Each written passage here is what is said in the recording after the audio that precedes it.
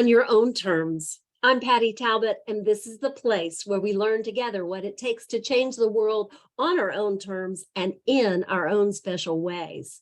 Today, I'm excited to introduce you to a friend that I've known for quite some time. Her name is Terry Bolt, and her role is Senior Director of Major Gifts for Intercollegiate Athletics at Virginia Tech. Now, Virginia Tech happens to be my alma mater, and I live about 5 blocks from the university. But what Terry has to tell you today certainly applies to people who know her from Virginia Tech and the Blacksburg, Virginia area here in the United States where I live, but it's also applicable no matter where you are and what your passions are. Because Terry's job is encouraging people to hand over their money for something that she believes in very much. And she doesn't take this role lightly. Terry is an enthusiastic supporter of Virginia Tech athletics, and she has been that way since she was a student here in the late 1970s and early 1980s, at the same time that I was an undergraduate here. As you will learn, for many years, she volunteered with getting the hockey club started and working as a president of the hockey club before she was an employee of the Virginia Tech athletic department. Terry's message really resonates no matter what the area of the world you're trying to work in is, because any change-making work in the world requires funding. It requires resources to support your big dreams and support the changes that you want to see in the world. So Terry's going to tell her homegrown solutions for this patchwork world. And through it, I hope you'll be listening for the wisdom that she shares about how to be successful as a woman in a male-dominated profession, number one. And second of all, how she is savvy about building relationships with her donors so that people want to be involved in the program and, of course, continue giving to something they believe in. Sometimes in the changemaker world, we don't like to talk about money, but it takes money. It takes resources to get things done.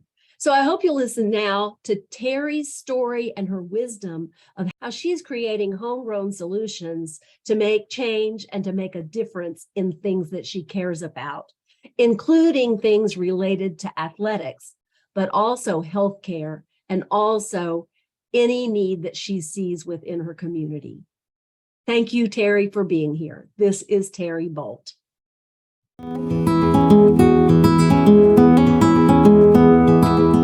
Well, I grew up in Hot Springs, Virginia, which is a little rural community that has the Homestead Hotel. I was the third daughter of 3. The doctor had told them that I was going to be their boy. So that's how I have Terry with a Y, because they had not thought about any girls' names because I was going to be their boy. Which is funny. And Gail, my middle name, is spelled Gale, which is also spelled like a male. So the interesting thing that I am confronted with, if someone's never met me, they think I may be Mr. Bolt, not, Miss Bolt. So it's been amusing through the years, but luckily for my parents, they didn't have a boy second, or I might not be here today. But they did have a surprise after me 7 years later and finally had my brother. So that's kind of my family history. My dad went to Virginia Tech. He was a 1952 graduate. I have a Burrs Hall china plate in my office of his from 1952, which is pretty neat memorabilia to have from your father, and his bugle in here as well. So he was delighted when I came to Virginia Tech because my 2 older sisters did not, and my younger brother ended up coming to Virginia Tech too. So that's my family. Obviously, I've been in Blacksburg a long time. I came in 1978 as a freshman. As a marketing management major, graduated in 82. I had started in 81 working with a local gentleman, Bill Deemer, at New York Life Insurance. And he talked me into staying and working with him, and we expanded into property and casualty together. He told me, he said, I'll learn half, you learn half. Eventually, we'll know each other's half. Well, he never learned his half or mine. So, it goes, but we're still close friends today. He's in his mid 80s. He's has a few health issues, but is really doing pretty well. He was very supportive of me getting involved, although I was working with him with athletics. So in the late 80s, the women's basketball program, Carol Alfano was coach way back then. they were looking at starting a booster club. Well, they invited some of us that had been coming to the games, which weren't many. And they gave us a little piece of paper and they said, on the piece of paper, if you'll write down if you're willing to be an officer or whatever. Well, I wrote down on mine, I put, I would be willing to be an officer. Rayburn wrote my name on his piece of paper and said, we'll be president. So I became the first booster club president for women's basketball in the history of the program. And I'm still working with women's basketball now from the athletic fund side as their liaison and have forever. So it's just interesting how that evolves. So I love doing that. We did a lot of things. We raffled off a Honda CRX and raised $23,000 for the program while we were doing that as volunteers. We only had about 10 people working on the project and tickets were $2 a piece. So yeah, so you can imagine how long that took. But they were excited about it, wanted to do it again. And I told Carol, I said, Carol, I think there are better ways to raise money. So she was disappointed, but of course she didn't have to do that work. We did. So we did some other things to raise money, and obviously I still raise money for them now. That was kind of my first intro into athletics. And in '89, they started the Hokie Rep program, which is a program it was designed really to retain members and add new members, so that we could grow. I mean, if you add somebody and you lose somebody, you're still at square one. We didn't want to do that. So they got about 100 people starting out, I think, that first year in '89. And in Blacksburg, they brought us in the Bowman room and they had printouts and they had people's names. And they said, check off anybody that you know at all. And that way they could develop lists for people to start with. Well, they didn't have a lot, but Rayburn and I actually went through the phone book and we said, well, this guy should be a member and he's not a member. So we decided who would be better to call him, if it would be me or him, because he was a rep too. So that the first year, I got 36 new members in the year. So I was the top representative for the first year, which was fun. I got the H.M. Mac McEver Award, which is very special because he was the first director of the Student Aid Association / Hokie Club. And it was interesting because I'd never met him. And we had a dinner in the Bowman room to do the awards and things. And he was going to present the H.M. Mac McEver Award to me. He starts talking up there. And of course, all the people in the room knew me except for him, pretty much. And he's talking about this guy that did such a great job. Isn't that hysterical? Yeah, he thought I was male. When I walked up there, he was speechless. When I went up to get the plaque from him, he couldn't speak. He was holding on to the plaque. So I gave him a little kiss on the cheek and took the plaque from him. But that was just an amusing start. But that just shows you how somebody that doesn't know you, with Terry spelled with a Y, and the fact that there were predominantly men as Hokie reps, as well, that he never imagined that it was a woman who won his award. But I just thought that was a cute little story to my intro into athletics. So after that year, I continued to be in the top 10 every year. And then I came on staff in '94. So that was a joy because I was working, what they wanted was someone to work with the Hokie Club presidents and work with the Hokie reps. I had that experience because when I retired as a rep, I was also the Blacksburg Hokie Club president at that time. So it was kind of a natural fit. They told me, John Moody told me, he said, we never expected to hire you, but you blew us away in the interview. And that, I remember he asked me a question. He said, do you think it's going to be fun? And I said, I do. And he says, well, just wait till you ask somebody for $1 million. And he's like, and I'm like, yeah, it's going to be fun when they say yes. And so I got him right then, in the interview.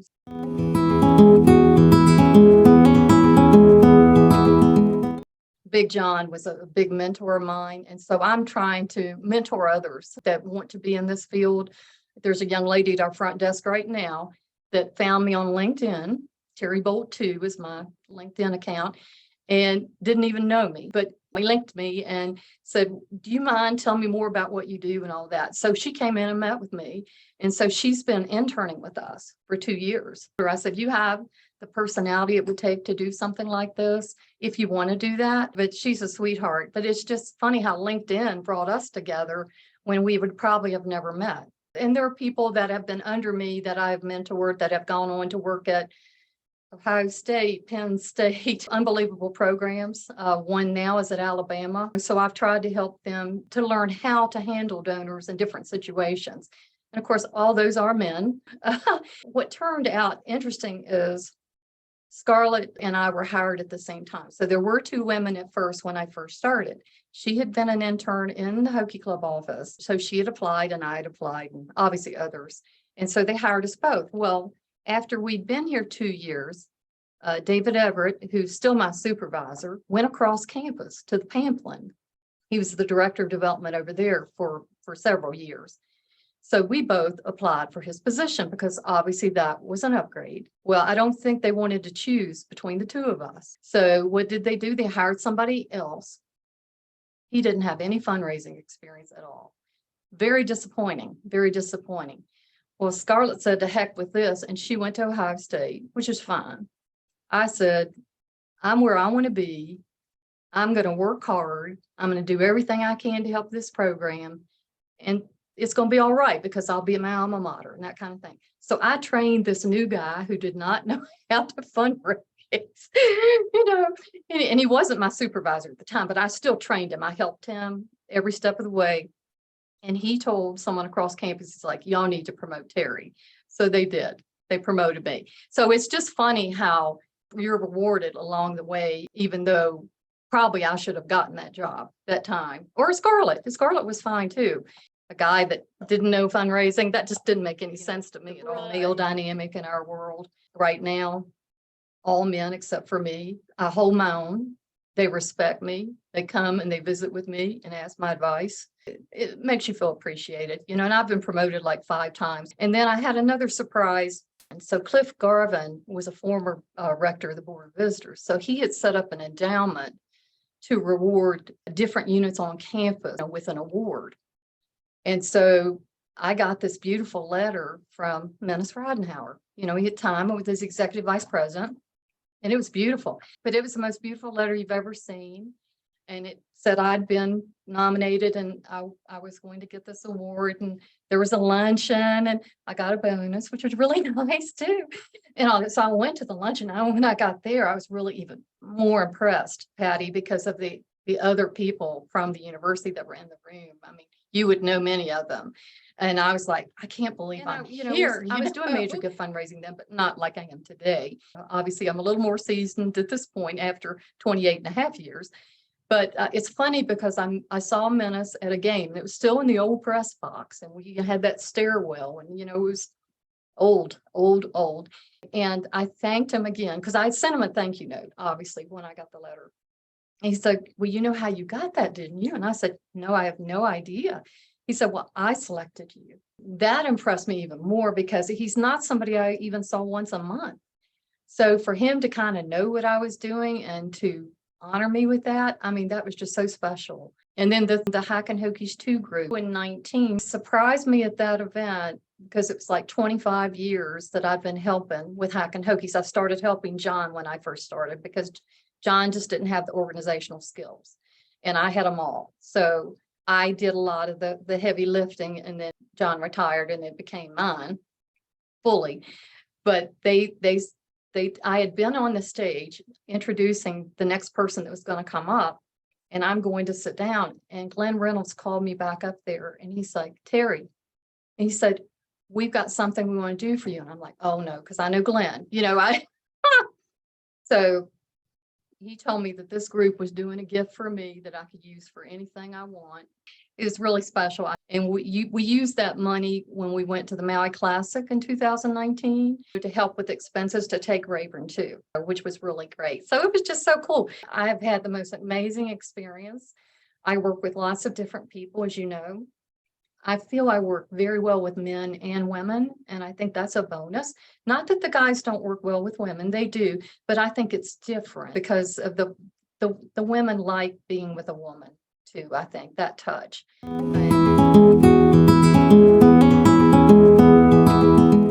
Everybody's different, like you said. I have to be prepared for anything. I've only been surprised one time that I remember, and it was a cute story. The gentleman had played basketball here years ago, way before me, and was down in Newport News. And I had a great conversation on the phone. And after the conversation, I felt like he was going to do a $50,000 scholarship for basketball. And so went down, he signed the paperwork. We went to his country club, had lunch, signed the paperwork, all that was done.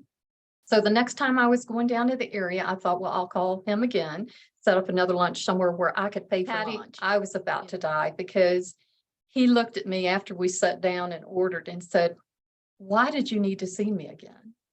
And I said, "John," I said, "this is just the beginning of our relationship. Getting the gift is not what it's all about." So we became very, very close. He's passed away now. But I was horrified that he thought I'd gotten what I wanted, and he never see me again. But the relationships that I have with people are just tremendous. My portfolio has changed some through the years, of course, but I never lose anybody because I still have the relationship. And so they know they can always call me and I'm going to take care of them. If they lost a ticket, need a replacement or a parking pass, or it could be any number of things. I love what I do. I've never regretted staying at Virginia Tech. I will retire here, obviously. I'll be 63 in February. I don't know when. I haven't decided when, but I love what I do so much. It may not be at 65. And I'll never give up the relationships because I'll still be at the games and I'll still see everyone. It means a lot. The people are very special, what they do for us. And I do the very best I can every day. That's all anybody can do. Sometimes things go wrong, have to settle them down, talk them through it, get things resolved. But whatever it takes to work things out, that's what I do for all our donors, and I just love it. And hopefully Virginia Tech is not regretted having me here. Every visit's different. When I sit down with someone, it's everything's different, and a lot of the people that I've been working with are aging, so healthcare is a big issue. And so I've also mentored some people that have had breast cancer since I had my breast cancer, different things like that. And obviously supported breast cancer research and all those things. But, I'm fortunate. A couple of weeks ago, I had a mammogram, 4 years. I'm still cancer free. There was an associate across campus that developed it after I had it. And she'd kind of forgotten I had it. It's not somebody I work with every day, but the doctor had asked for me to write a review on their site. So she was going between two doctors and she looked on the site. She's like, "Oh, that's right. Terry had this. Call me up." Well, we talked numerous times. She ended up going with the same surgeon I used and everything. But it meant a lot to her, and I think if more people would reach out that have been through an experience like that, I think that can make a difference in a lot of lives. Don't be afraid, just be strong, do what they tell you. That's what I'm still doing. And hopefully in 5 years, next year, this time, I'll be getting the same results.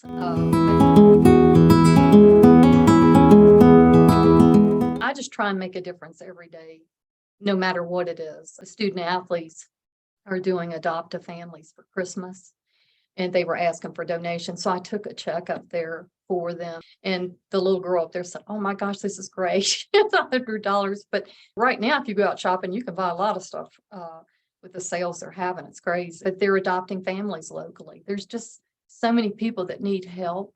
If I see somebody that I see struggling, just getting in and out of the car or just getting something off a grocery shelf, they're not tall enough or they're just kind of fragile looking, we help them. I just watch for ways to help people. They know that I care about them because they can see it when I look at them. Honestly, I have a strong work ethic and I do whatever it takes to do the job right. And if you're a woman around predominantly men, you can outshine them easily because some of them don't have that same work ethic. I remember Sharon McCloskey said about me that there's never going to be anybody in the Hokie Club that outworked me. And it's probably true because if somebody's calling me at night, I'm going to answer the phone because they're calling because they need something. And it's like, I don't care that it's after 5 o'clock. They need me. That's why we have a phone. And with the pandemic now, everybody has my cell phone number. So it's a lot easier for them to call me anytime. Anyway, I would just say, have that work ethic, work hard, be a team player with them. You're not trying to outshine them. You're trying to work with them, and you will stand out. But you've got to be strong, and you've got to manage whatever job it is that you're in. I know you can do it because I have, and they respect me and don't want me to leave. So that's a good thing, I guess. So, I'm definitely on LinkedIn, and I check that every day. Tag is Terry Bolt 2. So it's real easy to remember. My email address is tbolt@vt.edu. Also very simple. Anytime you need anything, I'm on Facebook as well. I'd love to hear from you. I love to help women. I always have. We can do whatever we want. We just got to make up our mind and do it. Thank you, Terry. I love listening to you, and I'm so happy to be in the neighborhood with you and to get to see you interacting and working your magic in all of those special events that I'm privileged to be a part of here at Virginia Tech, the university that I love, and in the town that I call home. I appreciate your genuine nature. I'm so glad to hear that people over the years have recognized that you are a gem. You are a gem of a fundraiser, but you're a gem of a human being. Terry is a worker bee. Her story of her parents thinking she was going to be a boy and giving her a male name, and then the man coming along and thinking she was a man when he was giving an award, and her handling it with a little kiss on his cheek shows a little bit of Terry's sense of humor and good humor about doing this work in a male-dominated world. So I hope you'll look up Terry Bolt on LinkedIn at tbolt2, as she's indicated. And you can also email her if you'd like to at tbolt@vt.edu. That's vt.edu for Virginia Tech. That's where you can find her. And that's where she can tell you how you can contribute to the causes she cares about, including the Virginia Tech Athletic Fund. In the meantime, I hope you'll also follow my work at blueroadseducation.org, where you can learn what it takes to be a change maker. There are 16 skills that the research says that all change makers have in common.